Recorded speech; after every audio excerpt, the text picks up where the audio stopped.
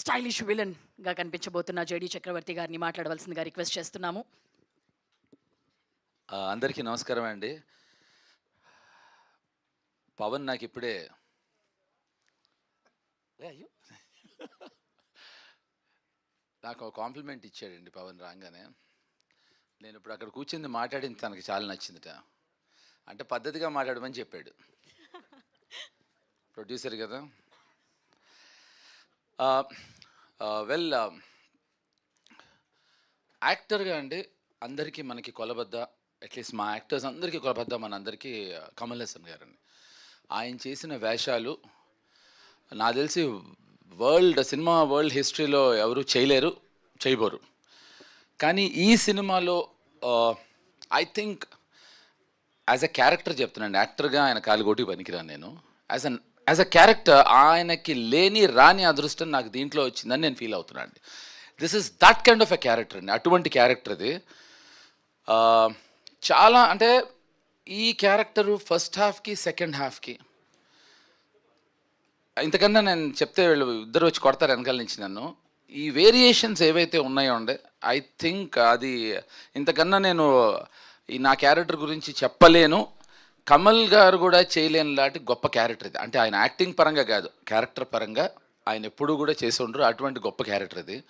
Second, నాకు ఎప్పుడు నా కెరియర్లో చాలామంది యాక్టర్స్కి హిట్స్ ఉంటాయి, ఫ్లాప్స్ ఉంటాయి, ఫైన్.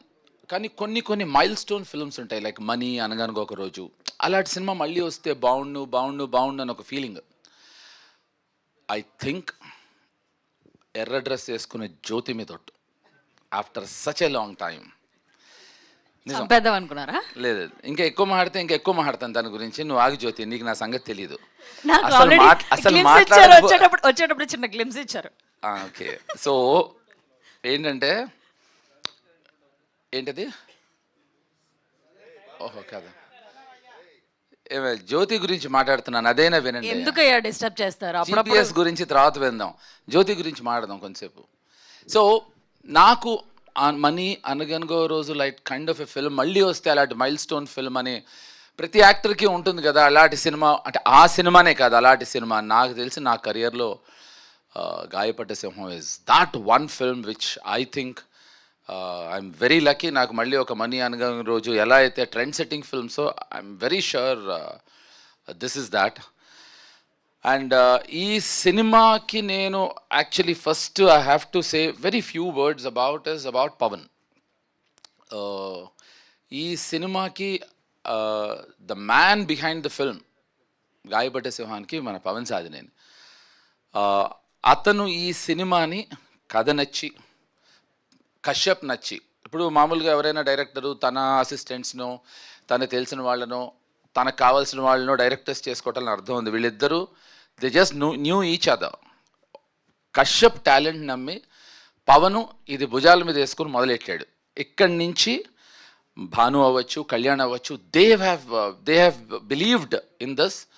దీన్ని ఇక్కడి నుంచి ఇప్పుడు కొలబద్ద అనేది దిల్ రాజు, అఫ్కోర్స్ జీ వాళ్ళు కూడా అసోసియేట్ అయ్యారు. దిల్ రాజుకి నచ్చటం అనేది నాకు తెలిసి అది బిగ్గెస్ట్ కమర్షియల్ కొలబద్ద. సో ఇంతకు మించి నేను ఏం మాట్లాడినా నాకు తెలిసి ఇంకా మా వాళ్ళు ఒప్పుకోరు. సో ఎందుకంటే పవన్ పైగా ముందరే చెప్పాడు ఇందాక మాట్లాడింది బాగుందని. So but this is what I want to సే. కశ్యప్ ఇందాక నువ్వు చిన్న పని చేసావు, నాకు చిన్న సలహా ఇస్తా. ఎప్పుడైనా పేరు మర్చిపోతే 2-3 సార్లు మళ్ళీ రిపీట్ చేస్తాం, మనం అది చేయకూడదు. అసలు ఒకసారి మిస్టేక్ చేస్తే వదిలేయాలి. అది సార్ నాకేంటంటే పేర్లు మర్చిపోవడం అనే పెద్ద మతిమరుపు ఉంది సార్. అది పావని నేనేం చెప్తున్నా అంటే, ఓ సారీ ఓకే. సో కశ్యప్కి అందరూ అంటూ ఉంటాం కదా, మామూలుగా మన తరుణ్ అవ్వచ్చు, పవన్ అవ్వచ్చు, ఎవరైనా భాను కానీ కళ్యాణ్ గారు ఎవరైనా చెప్పినప్పుడు ఒక పెక్యూలియర్ కైండ్ ఆఫ్ టైమింగ్ ఉందని. అది మీకు అసలు ఐడియా లేదండి. ఈ అబ్బాయి కస్ప్ ఆఫ్ జంజాల్ గారు అండ్ నాకు తెలిసి క్రేజీ మోహన్ అని ఒక ఎక్స్ట్రాడినరీ రైటర్ ఉండేవారు తమిళ్లో.